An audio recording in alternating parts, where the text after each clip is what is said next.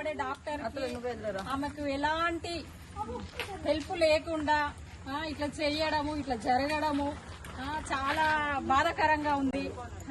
ఇక ముందు ఎవరికైనా ఒక డాక్టర్కే కాదు ఎలాంటి ఆడవాళ్ళకైనా ఇట్లా ఎవరైనా కానీ సపోర్ట్ చేయాలి.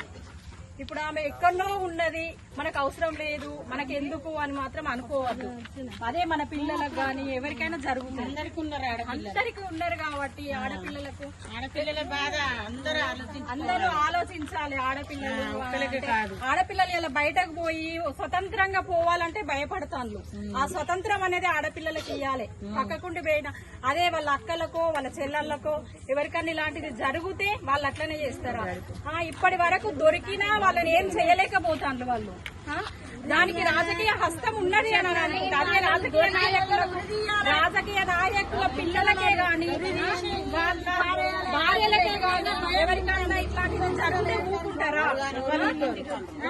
వాళ్ళని దొరికిన వాళ్ళని మాత్రం చెప్పాలి. మాకు ఇది ఒక్కటి కోరిక. ఎవరైనా మగవాళ్ళు పక్కపండి పోతుంటే మా అక్క మా చెల్ల మా అమ్మ అనుకోని హెల్ప్ చేయాలి ఏదన్నా ఆపత్తి అని అన్నప్పుడు.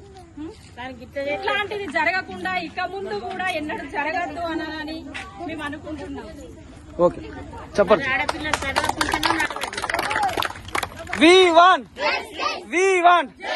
అత్యాచార ఘటనను మానవ మృగాలను